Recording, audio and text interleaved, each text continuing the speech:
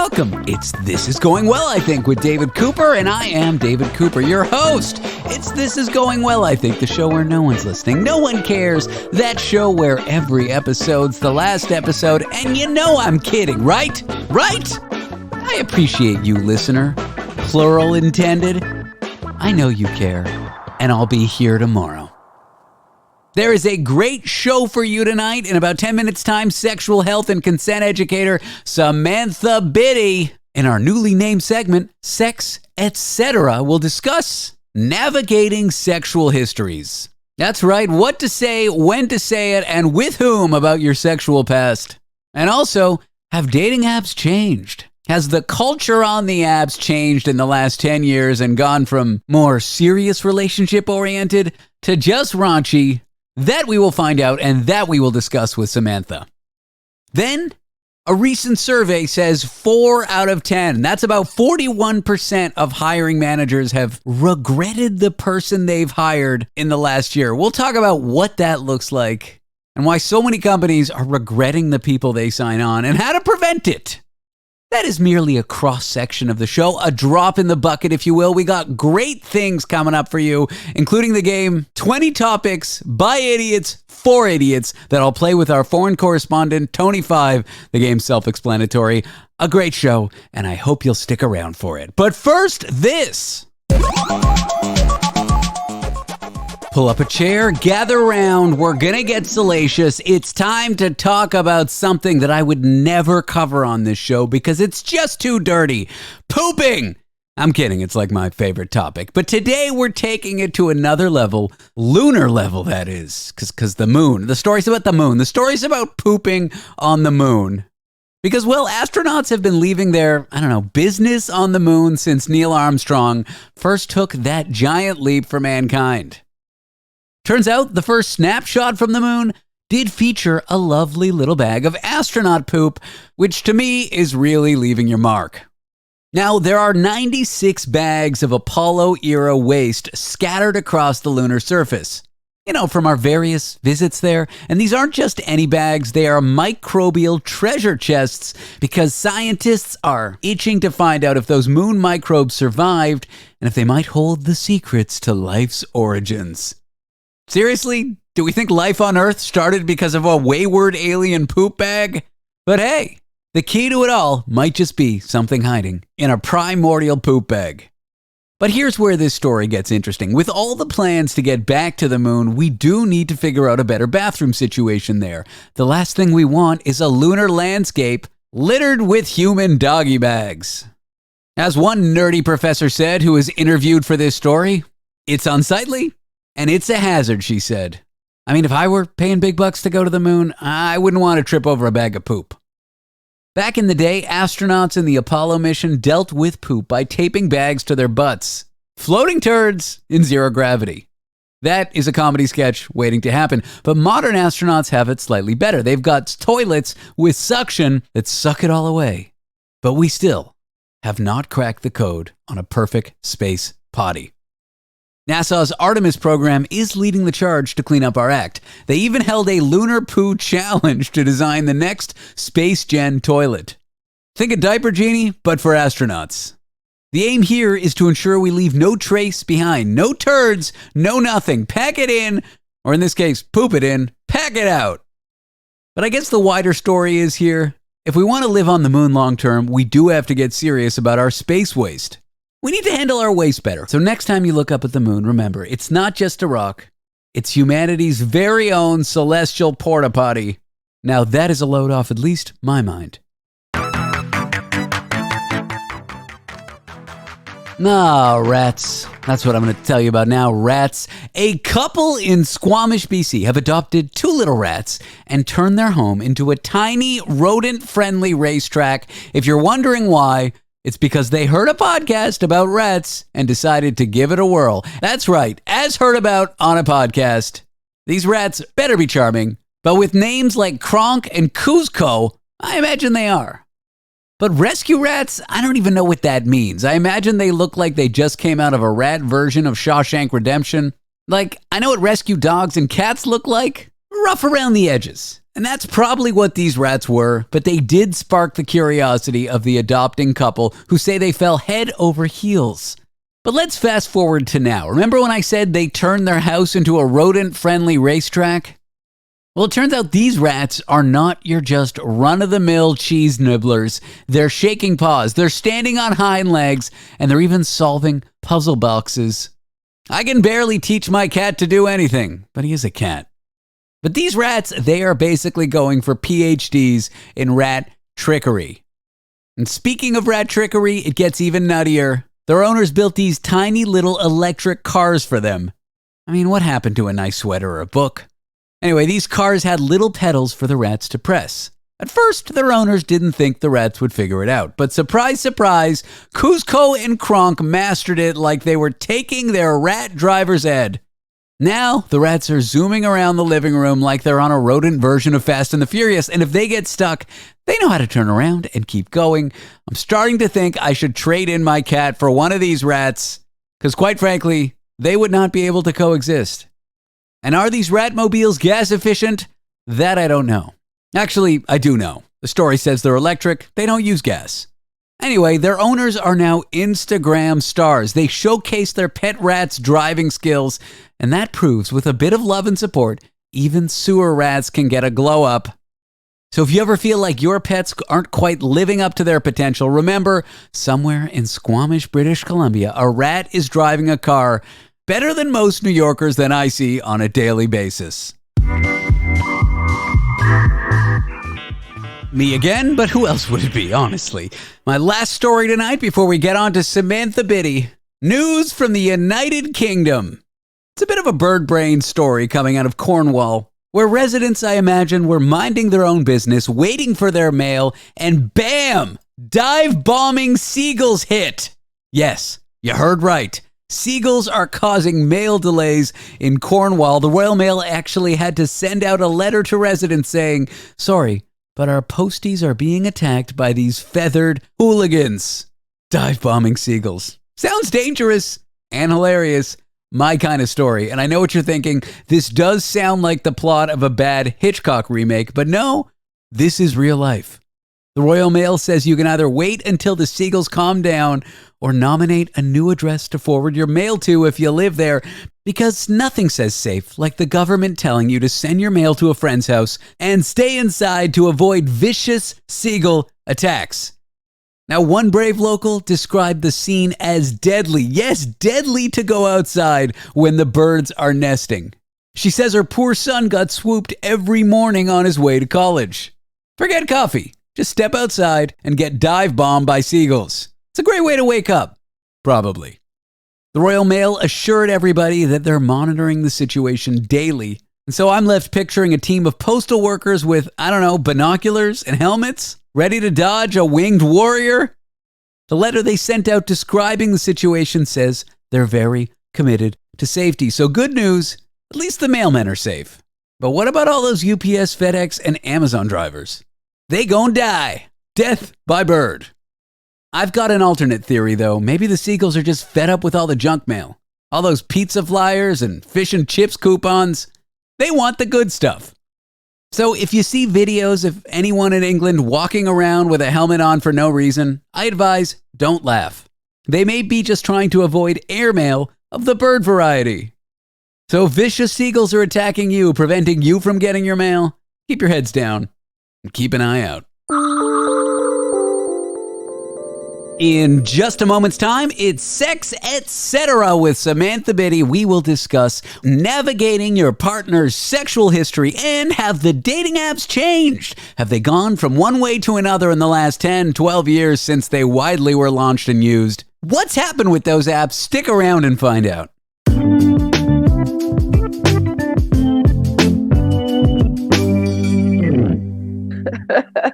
We are here for Sex Etc. with sexual health and consent educator Samantha Bitty, who is quite incensed right now because everyone's coming at her to get a microwave. Why don't you have one? I feel like that's an essential thing. How do you warm stuff up? We're literally in a fight right now, and I warm things up in a frying pan or in my oven, or I eat it or drink it cold. That is my life. But then you have to warm. You got to clean the pan. You know, with the microwave, the vessel that you're eating it or drinking it from goes in, and then it comes out, and there's no additional. That to me is the real. You'll die on this hill, won't you? I like smoking cigarettes while I do things. So when I'm warming things up is like my pre whatever it is cigarette. It's built into my day. I have a happy life.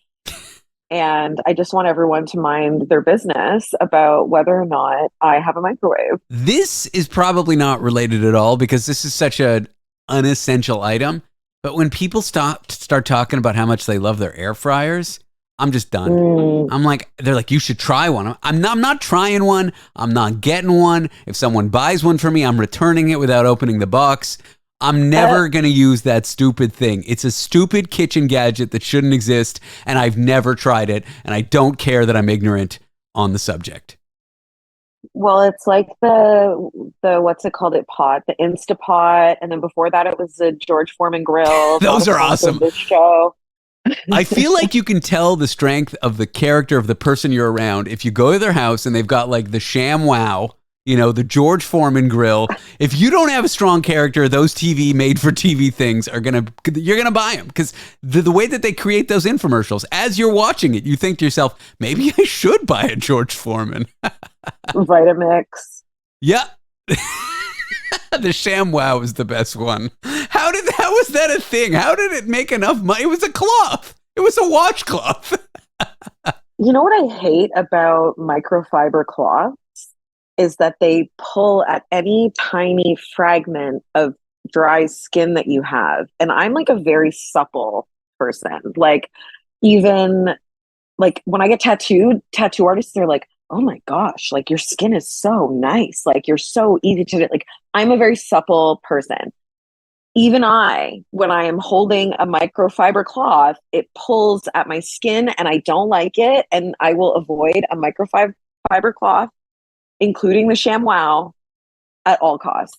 So no ShamWow, no microfiber, no microwave, no microdosing, no micro anything. Remember the slap chop? Do you remember Yes. that one? What was it? It was like a thing you smashed and it would cut your veggies. Like, man, I love that era's gone with streaming and the internet. I guess maybe it exists on YouTube, but I feel like it's only the baby boomers that are watching the infomercial channel. But when you were a kid and there was nothing on the TV, like those infomercial channels, they were entertaining. They tapped into something and you would just watch it and you'd be like, yeah, maybe I do need to buy a new kitchen knife set, even though I'm 16 and, my parents have knives. Like, That stuff was the worst for stoners because you'd be like high on THC and weed as it was. And then you'd be like, I need that like sandwich maker or whatever. And anyway, purchasing things we don't need. I don't need a commercial to help me with that. It's no all of the microwave. targeted ads. No, No microwave. but Do you put like, dryer sheets into the dryer? of course I do. Okay. I'm just trying to think. Are there any other sort of what would be regarded as essentials that you don't partake in? That's a good question. Um, no, I don't think so. Like, I'm the kind of person who only washes my dishes wearing rubber gloves. Yeah. I mean, I use my hands, but it does dry them out. My girlfriend uses rubber gloves. I don't like how it feels. I don't like my hands feeling wet. We got a food trap on the sink so that, it traps all the food. Blech. And I'm the one who has to clean it. She won't clean it. I got to get my fingers in there and scoop it out with the fingers, with the food bits and the cat food bits. And oh my God, maybe I should start wearing gloves. Nasty. You know, the microwave. Have you had one before? Is it just in your current digs that you don't have it? It's just in my current accommodations. Okay. So I do not have. So you know what you're missing. Fine. I mean, I put mine on the fridge. What's on top of your fridge? Or is there kind of shelving up there? On top of my fridge right now are the flowers that don't make it into my living room table arrangement. Um, My toolbox is up there. Let me see. Yeah, my power drill is up there. The refill of the liquid soap, dust. Okay. I couldn't even reach up. It would be inconvenient to reach up there. Where's it going to get plugged in? There's so many. I don't There's a need plug it. behind the fridge, and I got a little stool that I use.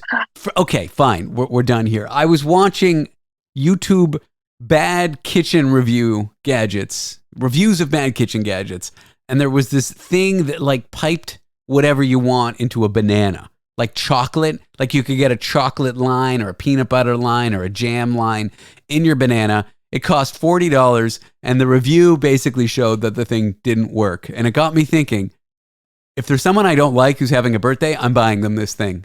And if I didn't like you, I would buy you a microwave for your birthday. Thank you. Many have offered. I mean, you could start a Kickstarter. We are going to talk. See, we just came up with a name for this thing, sex, etc. We just covered the etc. part. Let's go to the sex.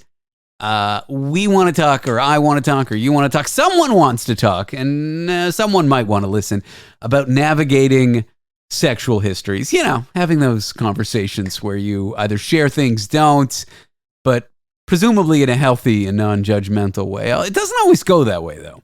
There are those that either don't want to hear it, or when they find out about it, they don't like what they find. I don't understand that, but there are those out there who like, they hear one thing about your sexual past and they're like, ugh, I don't like you anymore. But they do like you. Who you are is a function of your past, and they like you now. They're just, I don't know, opening up Pandora's box. It's I could rant about this for hours. But I feel like you might have something constructive to say about negative judgments when it comes to sexual histories. Yeah, it's so layered because for one, it's something like very gendered. There's a lot of sex shame that influences our internal narratives about ourselves, like our sexual histories, or that we project onto others, or that we assume about them based on their quantity or lack thereof of sexual experiences, all of that. And I actually had that conversation with a newer lover the other day. He asked me, like, do you have any idea? Like, he's a self-identified slut, loves sluts. I love sluts. Like, we're both very sex positive in that regard. He asked me if I had any idea how many people I'd slept with. And I was like, no. Like, I really don't. Some of that is because I have a sexual history that involved a lot of intoxication, right? Be that what that may. But also because I have such a broad understanding of sex that, like, well, are we including hand jobs? Are we including, smooches? Like, and does it matter? And I speak about this with men all the time, whether they're guy friends or former lovers. And it's really interesting how polarizing it is, where there are some men, because of misogyny, men who have sex with women, who are like, I don't want a woman that's like been run through or whatever. And then there are men who are like, please, like, come to me with all the experience, know your body, know what you like. Like, there are so many different viewpoints, but oftentimes the negative viewpoints, or the judgmental or the shameful ones, are rooted in the ways in which misogyny and sexism infiltrate our values around sex. You mentioned two classes of views. One, it's like, okay, I don't want someone with much history at all. I want someone with a lot of history. As you're hearing this, I obviously identify in the second camp. I'm interested in people who have experience. And I realize I might actually be judgmental, because it was many years ago, but I was dating someone who was a recently un-Catholic, hardcore Catholic. We're in our mid-late 20s, but she didn't have much experience at all. And I was kind of off-put by it. I'm like, I don't want to, it's too much pressure. You're going to catch feelings. I don't trust you to be casual. I know that's all very negative from me. But I'm realizing I just, in that moment, it was 10 years ago. I don't know that I would do that now. Actually, 12 years ago. But I was kind of judging in the opposite direction. And that's not good, is it? I try to stay away from good or bad, right? It's just like, I guess the stereotypes that we assign to people based on what we perceive to be their experience and all of those things. And the way that I always look at it, because I work with young people all the time, and there's this fear of like, I don't have a lot of experience. And I try to encourage people to think about sex as every time we have sex, it's the first time, even if it's with the same person. And when you think about it that way, you're open to what it is that you're desiring. You're open to the conversation around it, both verbally and physically, spiritually, socially, whatever. And it kind of takes the pressure off and allows you to just be responsive. Like, what am I experiencing right now versus this person likes this or they don't know or whatever. I do want to talk more about the stereotypes we assign people based on what we know or what we think we know about their sexual history. And we will come back and do that with Sex, Etc., a newly named segment here with Samantha Bitty, sexual health and consent educator.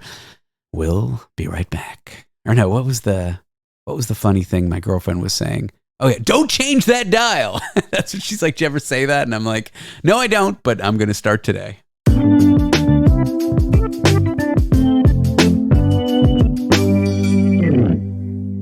Samantha Bitty is here for Sex, Etc. She's a sexual health and consent educator based out of Toronto. I'm from Toronto. It's like TRON''O. Is that how you do it? Toronto.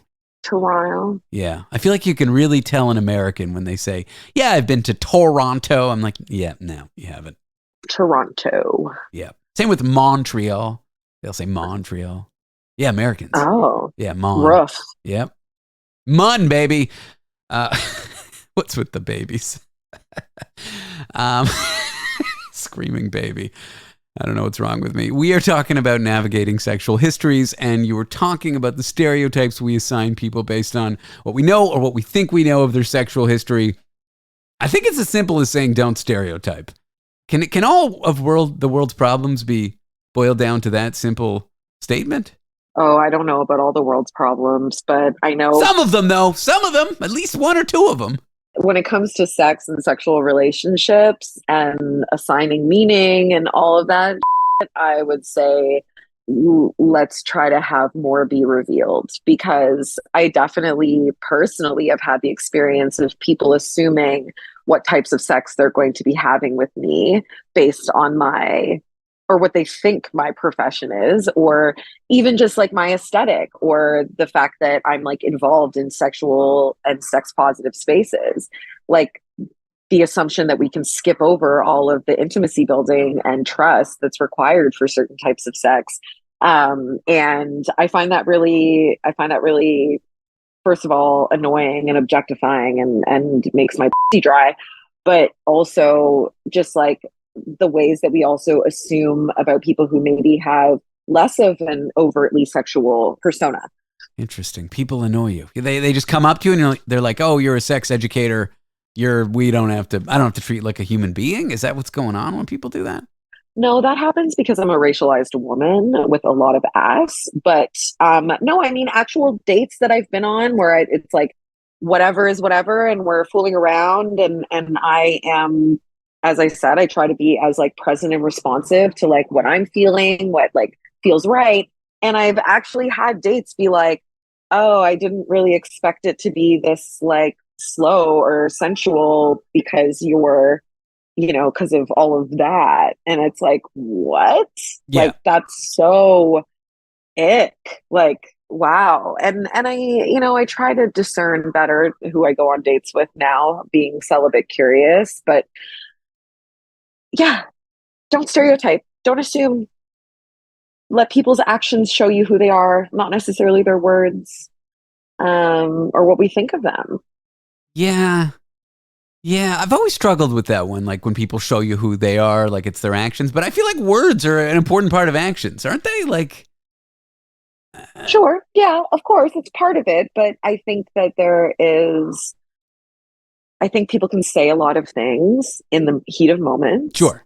That they don't necessarily mean, or that they don't necessarily have capacity for, or are dishonest about what they're available for. And not even in the like, oh, I'm super available, but something that I've noticed on dating apps recently is there is the option to to propose that what you're looking for is quote unquote intimacy without commitment. And to me, those are such like contradictory statements. And it's fascinating to see the uptick in that as a posture around dating. And that might be one of those things where it's like we have to look at actions and we have to look at words and we have to kind of come to some kind of you know like both are relevant, but what's happening with people? I don't know. No, I tirade there, but I think that's interesting. I think there are a set of commitments we make when we're intimate with someone. But so that's the one hand, and that statement is obviously contradicting that, right? But on the other hand, I think what it means, I mean, not to give app developers credit because they're scum, probably. I mean, just we can assume they're like these Silicon Valley companies, just generally speaking, having both worked for them and just seeing what they do in the news. But on the other hand, it's like, okay, what they're really saying is, not a traditional monogamous, heavily committed, heteronormative. I think that's what it's saying, not looking for that. It's not doing a good job of saying that, but I think that's what it's saying. no, I think that what it's saying, I feel like casual wasn't sufficient.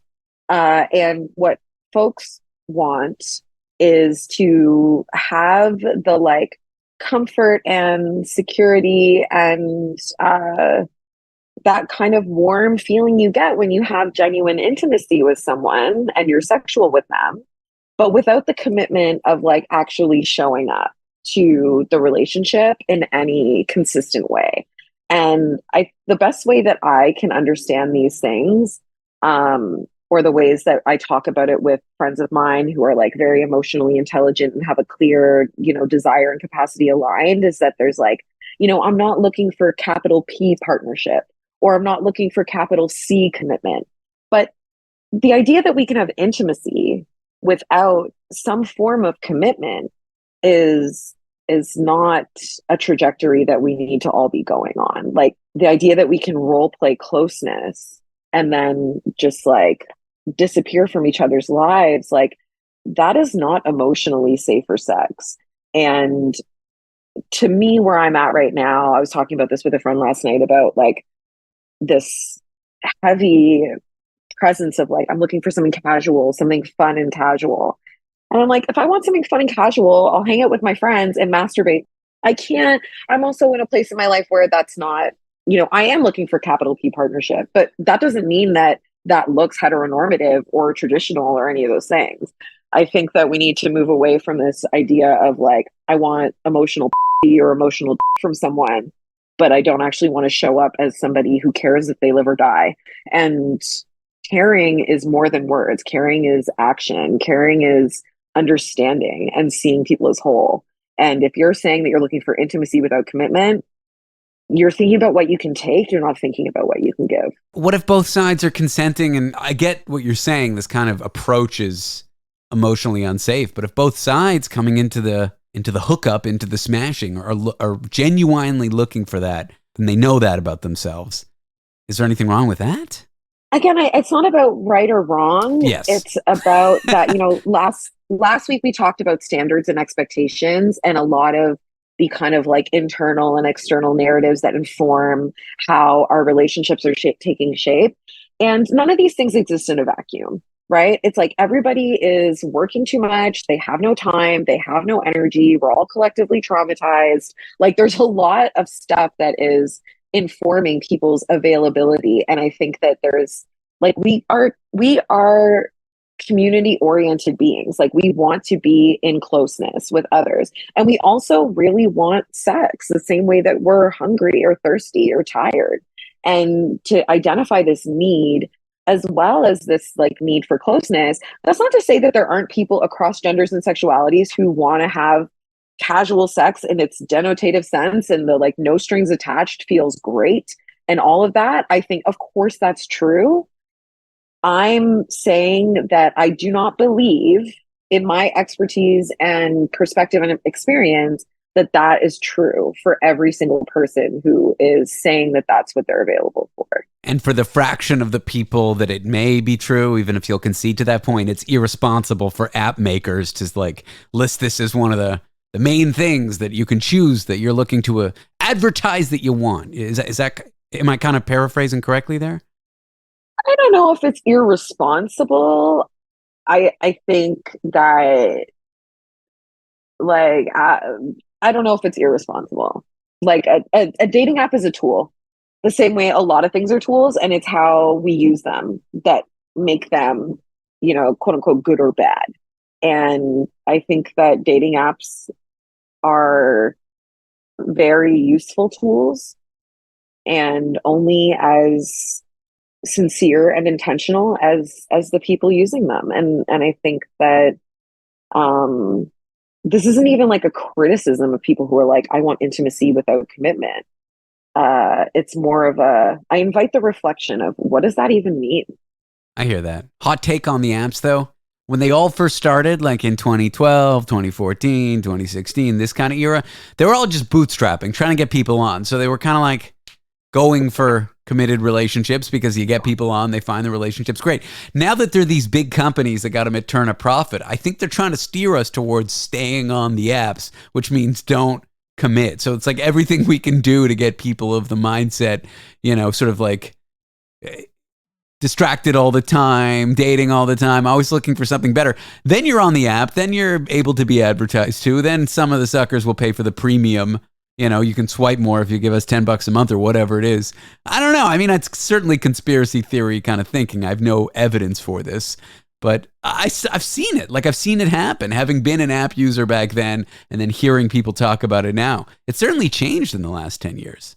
It absolutely has. All right, so we sort of stumbled on something here. Apps keeping us hooked as they try to make more money and shift over the years. We're going to continue this conversation with sexual health and consent educator Samantha Bitty in a moment.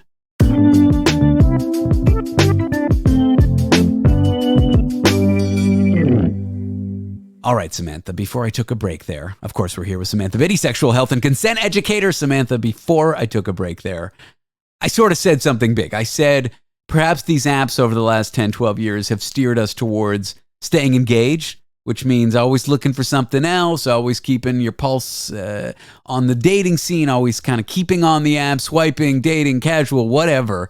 I don't know if that's actually true. I have no evidence for this argument other than anecdotal. What do you think about all that? What do you think about my theory that apps have changed over the last 10, 12 years to kind of just keep us habitually dating, habitually looking, and habitually engaged with the platforms? I mean, yes, certainly that is an outcome of dating apps. I think it's like co-created though, right? It's like it's apps have evolved the ways that people have evolved in using them, and our kind of like symbiotic relationship with technology. It's why like Instagram when it first started was just like a nice little photo sharing platform, and the more users, then it's kind of like COVID or like any other virus that then has mutations and variations.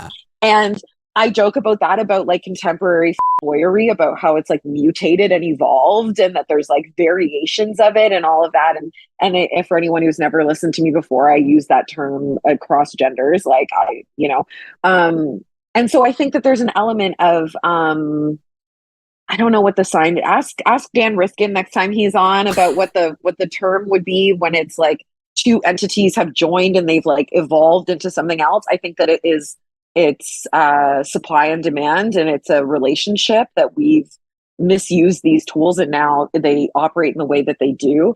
But one of the things that I find interesting that I feel has changed, not completely, but quite a bit, is that apps used to have their own different personalities. And so it was like, if you were someone who was looking for a particular type of relationship, like a committed, it's like, I'm looking for my forever monogamous spouse, you might go on a particular app because that was the culture of that app. And then it's like, if I was looking for a one night stand, hookup, anonymous, like whatever, you might use another app for that. And I feel like apps have all kind of blended together to be both and neither. Yeah, because it's a lot of that window shopping energy of like, I'm going to fill my cart, but I'm never going to actually commit. Oh, now I feel bad And about my Amazon. I got like 15 things in there that I want, but I'm never going to buy. maybe it's the dopamine though, right? And this is like, there's a lot of criticisms around apps, dating apps, social media apps around the ways that they have like weaponized dopamine. Yes. And Well, that's where I want to take that view, like, TikTok or timelines or targeted advertisement or the quote unquote algorithm. You know, you say it's our engagement with it that's mutated it, and I completely agree. But isn't there some responsibility on these people when they discover, hey, there's a dopamine hit, people get addicted, even though it's not necessarily the end result for society is going to be great. Isn't it like sort of a shared responsibility? Like it's us and them. It's us for being, I don't want to say stupid, but us for letting our worst side, our desire to look at what's shocking or look at what immediately gives us the dopamine hit, even though we know it's not great to be looking at it, and that the algorithm's just going to serve us more of it, and we'll be hooked and we'll keep scrolling. Like we know that, but also, isn't it the responsibility of the dealer? Like it's the addict and the dealer at the same time together that creates the problem. two questions. Do we know that or do we care? I think that, again, technology as in all of its forms is neutral, right? I think that technology in regards to social media, dating apps have done so many amazing things to create visibility, representation for people to be able to access relationships who maybe have more stigmatized or Nerds, they found each other, marginalized. Renaissance fairs, they organize online.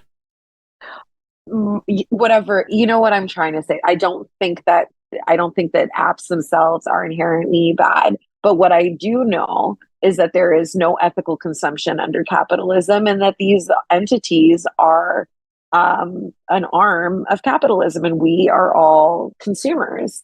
And so, and to that question of like, do we know how much it's harming us or the ways in which it's changed our brains? Science and sociology and anthropology will all reveal more.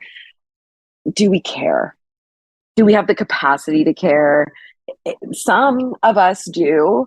There's a reason why my practice is rooted in teaching critical thinking skills. Because, whether it's apps or porn or whatever it is, or even relationships, IRL, interpersonal relationships, what are our intentions? Are we acting from value systems that are authentic to us? I don't know. Yeah. I have a job. I have a job still, so maybe not so much. Yeah. It's funny, the app personalities. Yeah, there used to be like wholesome ones. There used to be like raunchy ones. Now it's just how they're all kind of merged, and you just, one day you select the wholesome option and the next day you select the raunchy option. Is that how it's going? I mean, I'm on different dating apps. And I feel like the reason we end up talking about this every week is because I'm dating and I'm having a horrible time with it. And so it's always top of mind for me. But it's like there are apps that I would go on that were maybe more sex positive, more sex forward, that I'm like, well, now I need to go to a more wholesome app because I'm not finding the types of relationships and connections that I want there. That said, you go to the quote unquote more wholesome app, and that maybe the pendulum has swung too far, and it's not what I'm looking for either. It's very monogamous and very so there's some blending. There's still some types of personalities that things have. And I think ultimately it depends where you're located. It's like who's populating these apps and what's the culture in that area. And I've noticed, as someone who uses apps in different parts of the country and in different countries, the ways in which the culture of dating and dating apps changes based on the users. So Interesting. I know these observations are, of course, anecdotal, but what have you observed as you in your travels on the apps? This is very interesting to me. So, when I was in the West Coast, like when I was in Oregon, so I was in Portland and surrounding areas, I was on an app that is like more kink and sex forward. And what I noticed is that people across genders and sexualities, because I'm bisexual, I date whoever, and their bios would be very thoughtful and intentional along with having like any number of other photos and like consistently, like every single person that I saw on the app had very clear and intentional bio. Whereas here, a lot of times on that same app, you would get like some photos, but literally no bio at all. And that is more common than a thoughtful bio. And what I like about, or what I observe in that, is that the culture here is that of like, you can still get matches and people will still connect with you just based on your photos without having any idea about what you're looking for. But in that, out in Portland and Oregon, that is not the case, because if you were somebody who, because you're also seeing what others are doing. So if you're seeing everybody else has a thoughtful bio, you're like, oh, I need to have a thoughtful bio, or I'm not getting matches if I don't have a thoughtful bio. And so it's kind of like that, I don't know what this, I'm trying to think of what the sociological term of that is like the herd mentality. It's like, or no, that's not right. That's when one person does something and everyone follows. Oh, maybe I am right. I don't know. Yeah. But it's kind of like collective regulation, right? Where it's like, oh, okay, this is the call, and that creates the culture. Whereas here it's like, well, I can get my needs met doing the bare minimum, so I'm going to do the bare minimum. And people have different reasons for that. Maybe whatever. I don't know what the reasons are, but I noticed that as a very distinct change or difference between the two regions just in the last couple of months. So this is like a very contemporary thing. Samantha's in Toronto, of course, when she says here, we have like a minute or two left. And one of the things I wanted to talk about is fun and horrifying, mostly because I just love fungus. I'm a big fungus man. I'm like obsessed with fungus, all kinds of fungus. I got fungus. You got fungus. We all got fungus. Fungus eats us when we die. It feeds us. The mycelia. I don't know. Fungus is amazing. Mushrooms, crazy, wild. And they're our cousins. We're related to fungus. How about that? I didn't know that. I mean, you got to go back many millions of years. Not like last week, your uncle was born by a fungal spore. But yeah, in the tree of life, we branch off from fungus. And you were talking like little swimming things in the ocean kind of thing. But unless, of course, you think the earth was created 5,000 years ago by our Lord and Savior. But in general, if you look at the science, not important. There's a strain of ringworm, an STR, if you will, sexually transmitted ringworm in New York right now, that is not responding to the creams. So I guess it's just a PSA. Skin-to-skin contact say it's a real thing. You can got to be careful out there. I thought it was responding to the treatment. Oh, it was? Okay, great. Then let's all party. I thought it wasn't. No, I mean, I only watched one health segment about it, and they said that it was responding to treatment. That said, it's only one individual, and that's not enough of a case. Like, that's not enough to assess, what the level of resistance to treatment something might be. Something might be treatment resistant in another individual. Who knows? Depending on their immune. Blah, blah, blah, blah. So it's basically just a new fungus that's getting transmitted skin to skin contact. Very specifically sexually, and they were talking about where it's located in the junk regions. Oh, fun! Yeah, but yes, the undersung STI transmission method definitely is skin to skin contact. So, just my suggestion is always get to know your junk and different parts of your body, what's normal for you, and if something changes, you might want to have it looked at and evaluated, and letting somebody that you're intimate with know, like, oh, I'm kind of having a little bit of a thing. This might change the way that we're sexually active with each other. And ringworm smells a little like vinegar. Just putting that out there. Samantha, thank you. What a pleasure. This was just a joy. It's been sex, etc. with you. I don't like that you said that and then said my name. Vinegar. I mean, there are worse smelling things than vinegar. I don't want this association. Have a good day, David. Started angry, ended angry. Samantha Bitty, sexual health and consent educator based out of Toronto. A recent survey revealed that 4 in 10, that's 41% of hiring managers in Canada, have regretted a hire that they've made in the last year. That's gone up more than double since 2 years ago. If you're wondering why and how you might avoid hiring someone you don't want or being that person that the company doesn't want, stick around and listen to this interview coming up in a moment.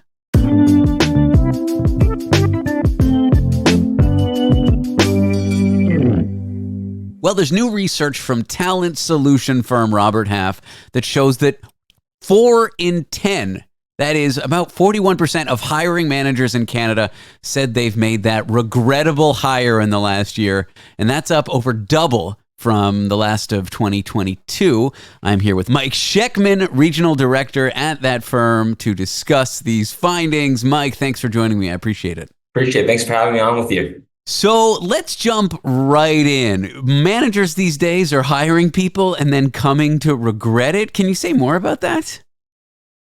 Yeah, there's a level of regret. The survey that we conducted shared with us, and 51% of those respondents actually said that they lost out on top candidates because they took too long to make an offer, maybe to their more preferred candidate. So I think there's a level of regret where they're snoozing through the process, or there are things getting in the way, and they're going for plan B, unfortunately, at this time. So a little bit about me. Before I decided that at least according to my mother, that I don't like money, and that's why I do radio and podcasting, I worked at a Fortune 500 tech firm in the Bay Area, San Francisco.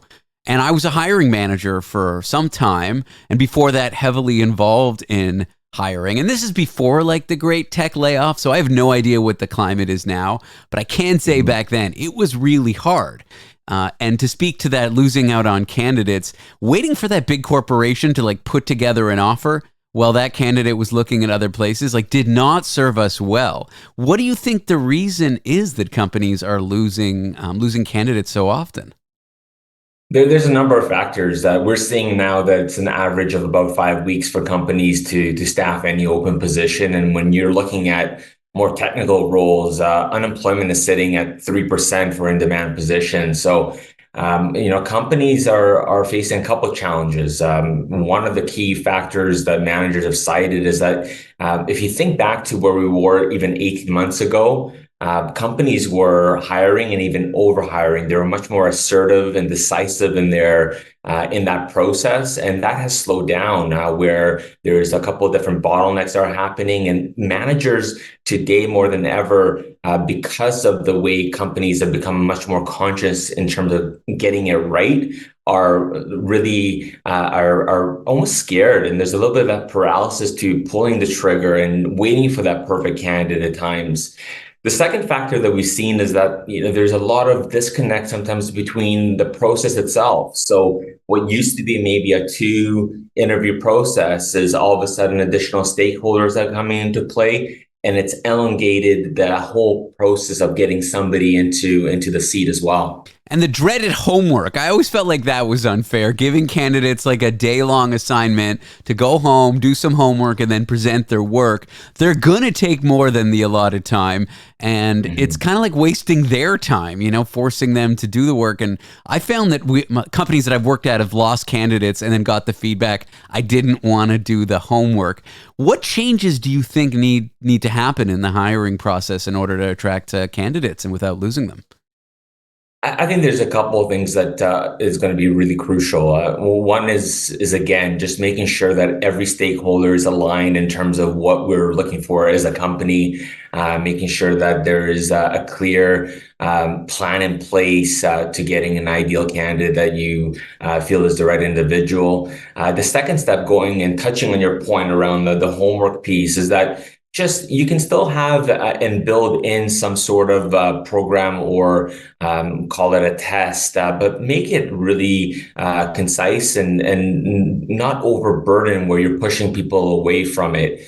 There are ways to, again, getting and understanding somebody's technical aptitude through the process without making them jump through hoops that's unrealistic, and you're going to be in a position where you're losing out top talent to your competitors. So one thing you mentioned was really drill down on what you're looking for. Someone who was a mentor to me early on in my previous career said you should never hire jerk geniuses. Have you ever heard that one? Not exactly, but I think it goes back to people that maybe are super talented or maybe have a skill set. It doesn't matter how good somebody is if they are rotten in terms of how they deal with people, or if they are missing some of the EI in terms of making sure that they get along with individuals in a team, there's going to be a limit to what the culture is going to look like for the company or for the department or even for where the company's headed. So I think it goes back to you want to hire people and people that and especially with skill sets and maybe even attitudes that you can't teach, right? I think you can't teach just being good. I think you can't teach work ethic. And I think those are the things that people especially leaders, look out for. And I think it touches on what your mentor mentioned, is that you just don't want those people on the team that people are not going to work with and try to really be, almost respect within that environment, because it's going to ultimately cause more issues than not. That's exactly right. The jerk genius, of course, someone who's really smart, can do all their work amazingly, but they don't play well with others, and they can't really function on a team without, annoying everyone or being rude or all those kinds of horrible things that would be the qualities of people you don't want to work with. I also want to share another thing. I was once hiring someone and they were like a pretty good fit. I thought they were a decent candidate. But then when we got to the salary negotiation stage, they were like the rudest person ever to me. And I didn't follow my gut because we really needed to hire. So we hired him. And I just sort of evaluated him on who he was before the negotiation stage, which was like rude to me, rude to the recruiter, rude to the other manager that was talking to him. And yeah, of course, we came to regret it, because when push came to shove and when deadlines came around, he was rude to his peers. So I think there's a certain element of like trust your gut when you're hiring people. If they seem like the perfect fit, but it's too good to be true, like maybe don't go forward. I don't think I would ever do that again. And the consequences, I'm sure the colleagues felt it, the way that it creates a negative morale, going back to that whole like jerk mentality. I think that you talk about integrity. It's like doing the right thing when nobody's watching, and having that, that mindset where you are okay with walking away from a situation where it may cause additional stress because you don't have that position filled, but filling a position can be detrimental with the wrong individual, right? We know the cost of a bad hire is what it can cause in terms of decreased productivity with the team, and you gotta trust that gut. It's gonna, for the most part, it's treated you well, right?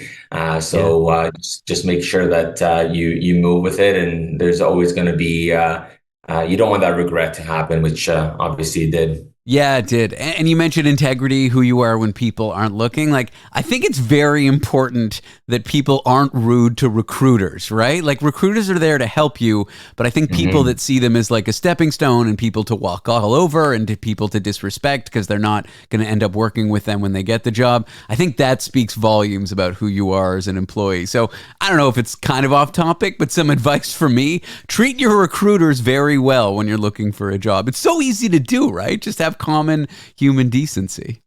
Yeah, no, it means for everybody, right? I think that one of the things that I personally do, especially when we interview people internally, is asking even our front desk business support, how were you treated upon entrance, and having that type of mindset again, where you treat everybody equally, whether they're CEO or whatever position you hold. And I think that is the level of an individual's integrity and just kindness that an individual has, that shows that you're not acting a certain way towards somebody that's making decisions and not. So I think there's a level of and again, characteristics that you look for in people that is crucial no matter what, whether they have the technical aptitude to do the job, but more importantly, the soft skills that are just as crucial in today's environment. Mike, your work at this talent firm, you've done the research, you've shown that hiring managers in Canada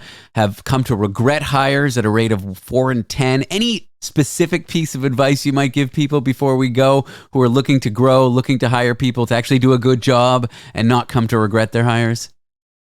I think it's just crucial. A couple of things. One is just making sure that, again, you have a really clear plan of what you want this individual to do, understanding through the process the balance between hard skills and soft skills. And if you can train somebody that has really strong soft skills, making sure that you have the resources available to onboard them appropriately. And the things that you want to look for in individuals is strong emotional intelligence, strong communication skills, the critical thinking, especially in today's changing environment, and the resilience, because change is going to be constant, especially what we've seen over the last number of years. So just making sure that you're working with good partners out there and you have a plan in place and execute upon it. But there's a lot of exciting things ahead. So hopefully it's a strong remainder to 2024. Mike, thanks for having this discussion with me. I appreciate your time. And I appreciate you. Mike Shekhtman, he's a regional director at talent solution firm Robert Half. Okay, coming up, I got good news. We're going to play a fantastic new game with foreign correspondent Tony 5. That game is 20 questions for idiots by idiots. Tony and I, the idiots, we will go through some amazing questions. You're going to love what we have to say, or at least pull all your hair out listening. The bad news, I taped with Tony in the morning and I've got morning confusion throughout the whole interview. So it's going to go, well, amazing's not the right word, is it?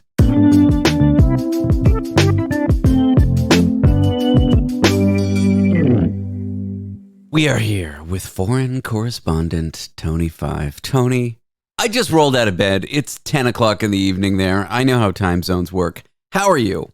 He's foreign and he's a correspondent. I like this dynamic. When it's normal time for me and crappy time for you, it's usually the other way around. And I find this dynamic works better for me, obviously. Yeah, you take advantage. Tony, I have 20 questions to ask on the radio for idiots by idiots. Are you ready to go through them? Ask me 16 first and 7 later. Let's do it. Question 16. Could you live in any fictional world? And if, which one would it... My dyslexia really comes out bad when I'm tired. I noticed that, yeah. If you could live in any fictional world, which one would you choose? And why? Why? I like cyberpunk for some reason. I do like that neon cyberpunk lit zone. So that's probably like the Blade Runner-esque sort of period time fantasy. That's a British ambulance behind you or fire truck. Oh, can you hear that? Yeah. Yeah, somebody's dying behind me. This is breaking news, David. Do you like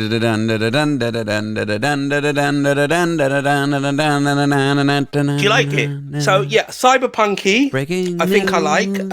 What else do I like? What? Throw it back to you. Where would you go? What would you do?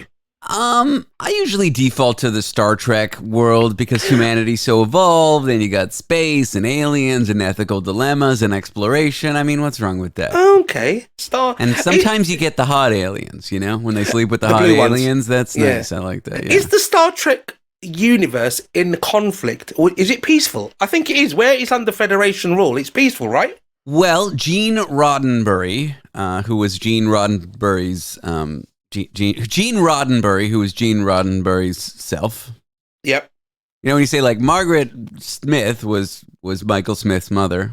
Well, Gene Roddenberry you really was Gene Roddenberry's in the morning. No self. wonder you do late night radio. Good Yeah, Lord. Can you imagine you were a breakfast host? What was the question? This would never have gone more than a month.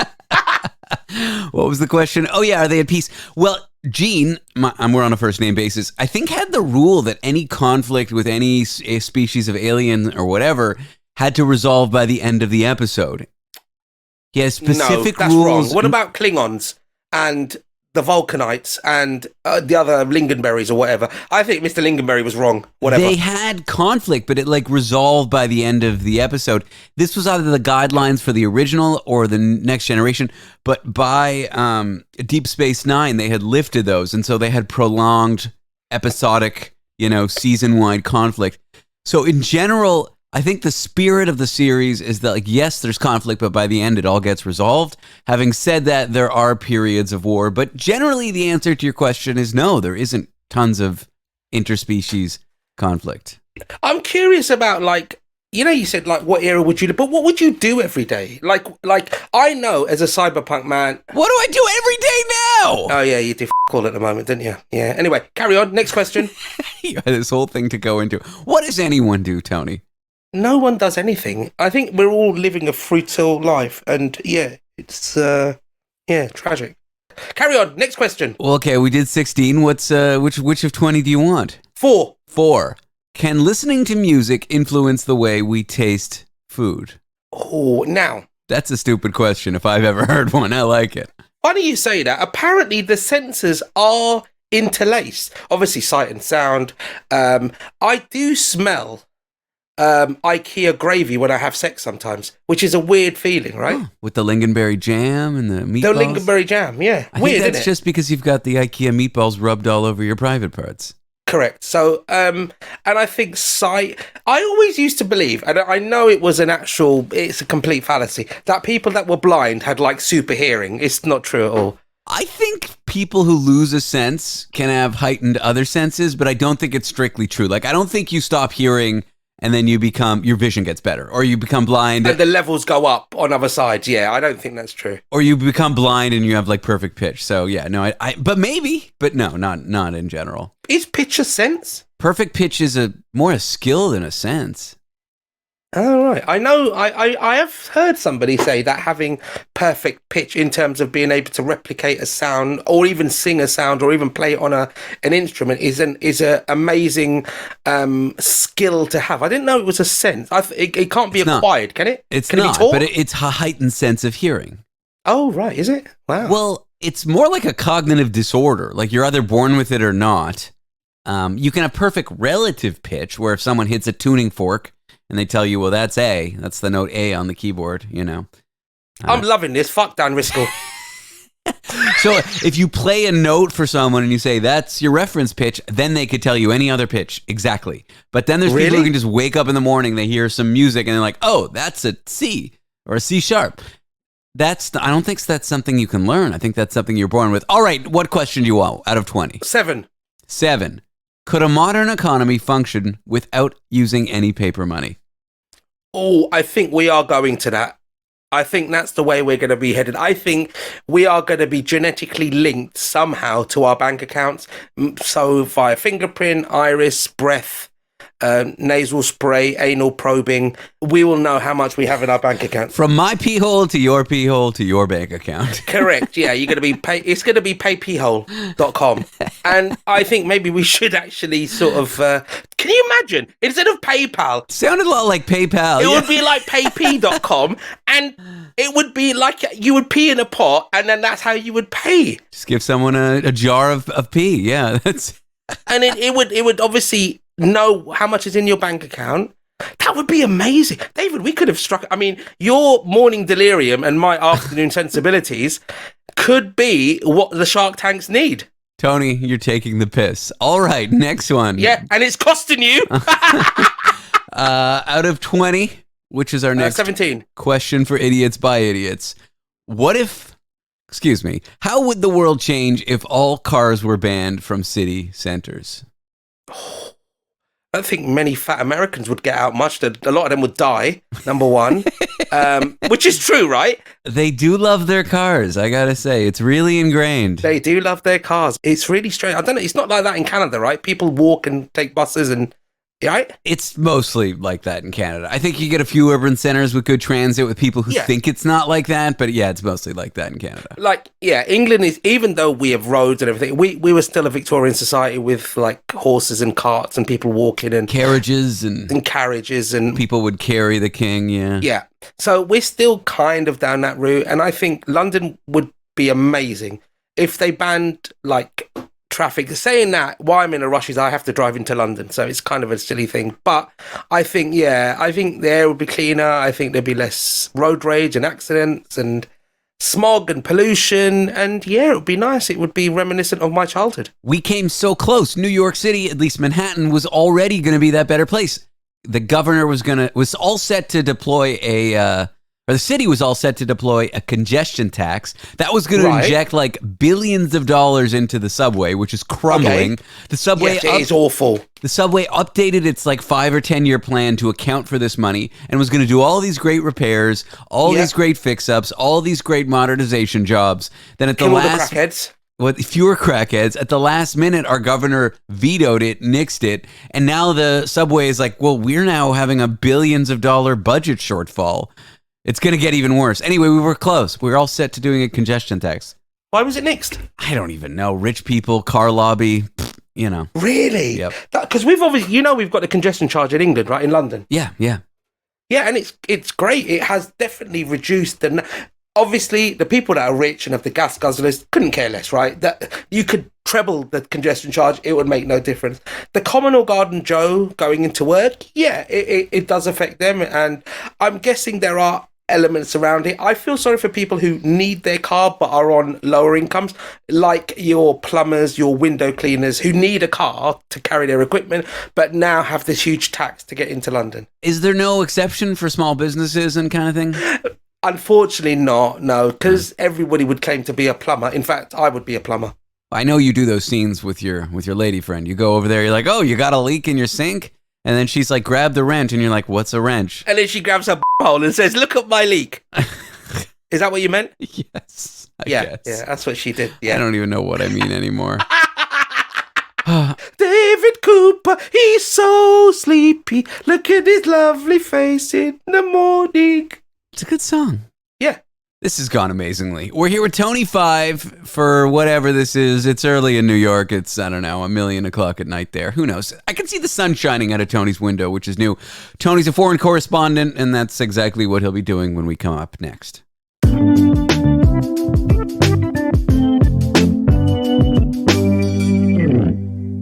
We are here with Tony 5, our foreign correspondent. Dear listener, what you're hearing is David having a morning breakdown. What's happening is it is very light here. The sun is rising. The weather is sweet here. David's just waking up, having his morning coffee before his morning poop, I believe. Tea. Oh, is it morning tea before morning poop? Earl Grey. Yeah, I haven't done the morning poop, nothing. I think it might be holdover from my sleeping medication that I can't talk or think. I don't know. But in the morning, I don't function properly. No, it's really funny because you're very together. Yeah, I can't speak. I feel like if people ever hear me slurring and they notice, it's because I woke up real early like to tape something. That or you're injecting heroin into your eyeballs. Never done heroin in my eyeballs. Neither in my arms or my toes. Or belly. Or butt. Yeah, they do it between their toes because they can't be seen. Is that right? Is that the reason? Yeah, I think it's an easy to find vein, and it's, know, if you got a good 9 to 5 job, the track marks on the arm don't look good to the boss. No, yeah, fair enough. Fair enough. We were doing 20 questions for idiots by idiots here with Tony. You want to hit me with 7? We already did 7. Could a modern 6. economy... 6. Is it ethical to create art using artificial intelligence? No. Really? I think yes. It depends on how you view art. I find art very boring, apart from pornographic art. Tony, this is art. Yeah, and I find this absolutely boring. Right, next. 9. 9. What if you could add one subject to all school curriculum? What would it be? Sorry, if you could add one subject to all school curriculum, what would it be and why? Pornography, but not a funny answer. 2 reasons. 1, I don't think people should be ashamed of the human body and sex and so on. That's not pornography. That's just education of what the body is. That's sex education. Okay, that's not what my Sunday school teacher told me, David. Sex education is not pornographic. It should be. 100% it should be taught by Lana Rhodes or somebody like that, a porn star. Okay, what's to your kind other... of demystify it. What's your other reason? And I like the fact that it ends in gruffy. That's a good enough reason. Don't even know what that means. Right, next. I'm drinking Earl Grey. Number 11. 11. Can video games be considered a form of art? Yes. Absolutely, they can. Yeah, I can see that. I've never been a massive gamer and find it very irritating now that you need a degree in computer science to play these games. Would love, genuinely, hand on my heart, something that I think I would love to be good at. I see people playing it and they can just switch off from reality and get into the Call of Duties, or they're making a garden by somebody or whatever.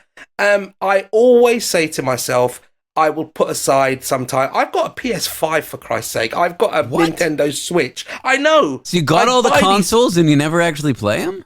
I don't turn them on. They just sit there collecting dust and as basically very expensive paperweights. But I would love to do it. I have these dreams of sitting there with my pornographic actress wife and playing sort of computer games, just sitting there, chilling, playing games. And if you got the video game console, you've got half of that, all that set Dream. up. Yeah. Half the dream. Half the dream.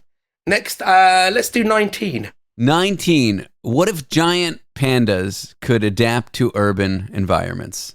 Oh my God, have you seen them? They are the dumbest creatures alive. They look like human beings in costumes. It's very strange that they haven't died of their own extinction. Do you not think? They're a very strange being. Aren't they like so dumb and they only eat bamboo and they're really picky about their bamboo? Yeah, they roll over, they fall over.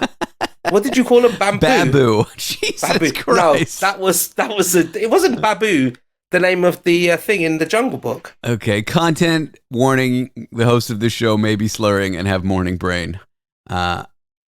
If they could what if they could? Then they could. That's it. Okay, that's the answer. They'd just be a very stupid person. They'd be kind of like Kevin from The Office. Exactly. Yeah. All right, 24. There's only 20. 3. Let's divide it in half and go to 12. What if humans could photosynthesize like plants? Then they could. Then they would be able to do that. That's it. Well, there would be no issues about food, which would be kind of interesting. Would that decrease war? And I mean, a lot of wars have been fought over food and food security. And I mean, maybe not recently, but maybe recently. I don't know.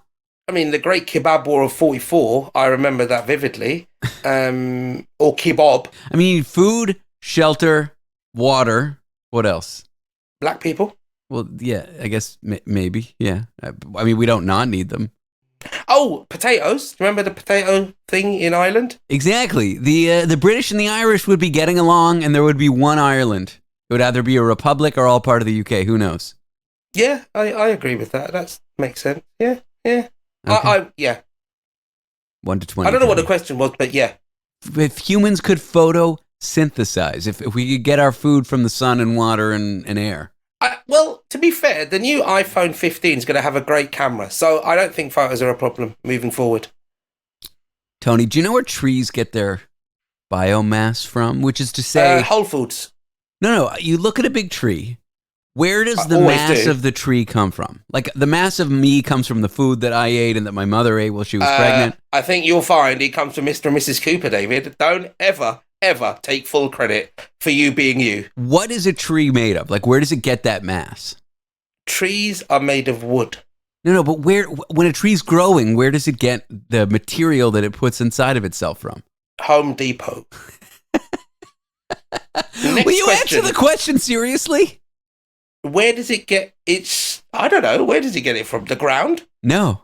Wouldn't there be a big divot in the ground where a tree was? Yeah, but I think genuinely that there's a divot on the other side of the world. It's sucking it up. Like, that's why gravity works. Do you not think that? Do you not think that a tree in New York sucks up the energy and then the opposite of New York, I don't know, somewhere in Australia, for example? What do trees breathe? Nitrogen. No, I mean, a little bit. It's like nutrients. And yes, they get nutrients from the soil and stuff. But what do they breathe? Carbon dioxide predominantly. They don't breathe. They don't have lungs. They, as part of photosynthesis, they suck in carbon dioxide and they spit out oxygen. That's why they're saying you're cutting down all the trees. We're making too many greenhouse gases. You've never heard this? No, I tend not to avoid Jesus Christ. theories. I'm trying to get you at the conclusion here. It sucks in CO2 and it spits... From the Atlantic, Pacific, which one? Which sea? It gets its mass from the air. The mass of the tree is predominantly from the tree breathing in air, sucking in carbon dioxide, and spitting out oxygen. I think you fat-shaming trees is f***ing terrible, David. Do you know what? All right, pick a goddamn number. I hate you so much. You are so opinionated in the morning. Fat-shaming trees. #MeToo, not a tree fat. Let's do a final one. Number 16. I hate you. If you could live in any fictional world, which one would you choose and why? We already did that one. So I would like to live in the Star Trek universe. Pick another. I can't tell whether this is great or terrible, but I'm pretty sure it's really bad. David, again, I believe this has been a show. Are you trying to get off the show? I believe so. We got 2 more minutes. Pick one and then you can leave. Okay, I will pick 15. 15. What legal rights should robots in the future have? Legal right. The right not to be switched off. Okay. What if they're a really mean robot? Not like dangerous, but just a jerk. Like they insult everyone. But then they're a human jerk. That they don't get killed, do they? I think to a certain degree, maybe not. I think there should be not as many rights as a human would give, because the human is the creator of said robot. Unless robots start beginning to make robots, now that would be a head. I mean, I think they will, right? I think we'll use right now. Computer algorithms design microchips. Like people don't hand design microchips. Right. Like the microchip in your phone and from the algorithm that the human has put in, right? Yes, but there's an AI component to optimize like the algorithm to get the microchip to be as fast as possible. So people actually don't computers design computers right now, is what I'm saying. Yeah, but then someone has had to have designed a computer. I think if you go back and back and back until you get to the initiation point, if it's a human... No, it's a manual process, a company of humans at the helm of that computer. That's... Yeah, until a robot is born of a robot, it comes out of his Roman hole. That's how people are made, right? And it's created, and then the robot says, okay, I want to do it. I don't think you should. I think humans should still stay 20% above. Until a robot comes out of a robot, but they shouldn't get rights. Is that what you're saying? Hole, David. Use the correct terminology. Tony, you are but an oasis in the desert dystopia that is this show. Thank you for being here. You can go. David, it's been a pleasure, never a chore. You should go to bed. You are absolutely horrific in the morning. No, I'm actually just halfway through my tea, and I'm about to wake up. Right, David, enjoy. Tout le monde. That means to the world. June, Thyroid Awareness Month. We are going to talk to someone who knows a lot about hypothyroidism and has actually suffered from thyroid disease herself. So if you're curious about this, how to watch out for the signs, prevent you and your loved ones from letting something like this go unchecked, stick around and listen to this.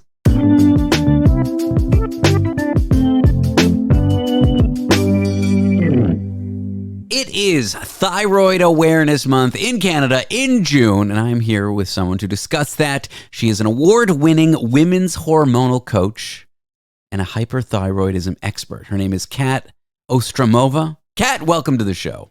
Thank you so much for having me. I'm so excited to be here and raise awareness on thyroid, something that we really don't talk about enough. No, I don't even know what the thyroid is. I'm an idiot. I've heard of hyperthyroidism. Before we get into your background, why you're interested in this area, do you want to just walk me through what hyperthyroidism is?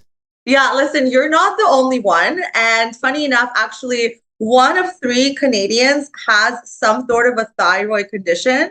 And 50% of these people have no idea that they have it because we simply don't know what it is. So you're definitely not alone. So actually, the thyroid is a butterfly shaped gland in the middle of our necks. And this gland is producing hormones that regulate our body's energy use and our metabolism. And it really regulates all of our body's functions. So it's such a tiny little gland, but so mighty. And when something goes wrong with it, and there's an overproduction of those hormones or an underproduction of those hormones, our entire body systems start to go out of whack. So it's really, really important to always get your thyroid tested and to make sure that it's working properly. If you're experiencing any of the symptoms, for example, like feeling very irritated, feeling anxious all the time, that could be an indication of hyperthyroidism. Oh my God. I was just told that was Judaism and that's why I have that. But you know what? Not important. You please go on. Well, actually, women are more affected than men. So for you, that still may be the case. But it's still really, really important to check that out. Or on the other hand, if you are feeling depressed and low energy and having anxiety, but also brain fog and maybe even weight gain or inability to lose weight, even though you're doing everything right or feel like, you're eating clean, you're staying active, but the weight simply won't come off, indication that there could be something wrong with your thyroid, which could actually mean hypothyroidism. And that is what I myself have and have struggled with now for over 10 years. And that's where your interest comes from. But very quickly, if someone listening to these symptoms, I have what's called empathetic hypochondria, where if I hear symptoms, I start to develop them. That's how much. Right? But assuming what you're saying rings true with them, is it easy to get tested for it? Like, is this a very simple thing to do, or is it a complicated thing to do? It really, really is. So you have to go to your doctor. This really should be a part of your physical exam that, people should get tested for once a year. I know that post-COVID, people kind of just stopped going to their doctors for their physicals, but I really do encourage that because we can find out so much and really help and prevent things from going down, a really dark hole. So you can ask for an entire thyroid panel, which really all the doctors would know, and it's 3 tests. It's TSH levels, T3, and T4. That's it. It's a blood test. And, upon receiving the blood test back, we can see what the levels are. Hyper, hypo, or completely normal. Now, obviously, if it's completely normal, but you're still experiencing all of those symptoms like brain fog, feeling sluggish, fatigue, weight gain, anxiety, depression, inability to lose weight, heavy periods for women, then you need to kind of dig deeper and actually contact a hormonal imbalance specialist to really order a huge hormonal panel, because there could be underlying conditions of other hormonal imbalances, that we can touch on another day, because, all this today is about thyroid health. Okay, well, that brings me to you. 10 years ago, what changed in your life? What did you discover? Oh, gosh. Well, it all really started when I was 17 in high school. And I felt very irritated all the time, very anxious. I was sweating a lot. The best way to explain it is if I'm sitting still or laying down, but I feel like as if I'm running and like crazy or doing some crazy physical activity. I even felt my heartbeat in my stomach. And I kept complaining about that to my family. And my mom eventually said, okay, there's something going on here. You're not yourself. We got to take you to the doctor. And I've gone through numerous blood tests, and they've diagnosed me with hyperthyroidism, which is an overactive thyroid condition at 7. They put me on medication for a few months, and you have to get your blood work tested at that point every 3 months. And it seemed like the body was rejecting the med, meaning that I just weren't, changing and the symptoms weren't going away. So then I went to another endocrinologist for a second opinion, and he suggested radioactive iodine treatment, which is a drink that you have to drink at St. Michael's Hospital in my case. And it's like a room where they're all dressed in the white suits, because it's literally radioactive. Yeah, that sounds wild. If you told me I had to take radioactive treatment, it would drive me crazy. Right. So my parents signed off on this because, we're immigrants. My parents didn't really know much. And for me, it's like, whatever my parents say goes, and they're trusting everything they're hearing. So they're like, yeah, radioactive iodine, no problem. As long as it's all good, it's healed, it's back to normal, we'll sign off. And it let her be radioactive. So I had to isolate for 4 days, no pregnant women around me, no pets, no children, no elderly people. And I was just in my room. And then I get retested again, and the treatment worked, but not good enough. So it didn't lower the production as they wanted to balance it. So we had to repeat the dose. Now here they had to sign off on a paper that says there is a potential overdose that could happen. And so, okay, sure, let's take a chance. Do that again. So 3 months later, and sure enough, what happened? I got overdosed. Wow. So my condition ended up morphing from hyper to hypo. And at about 19, so from 17 to 19, I was trying to get hyper under control. And at 19, it actually morphed into hypothyroidism.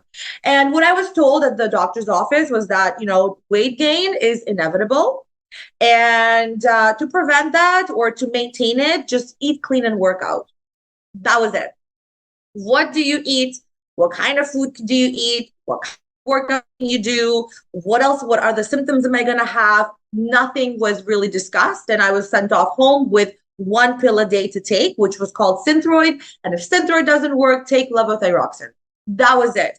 And so from 19 to 29 for 10 years, when I say I was in a really bottom dark hole, and it was a very silent disease, it was really, really, really dark.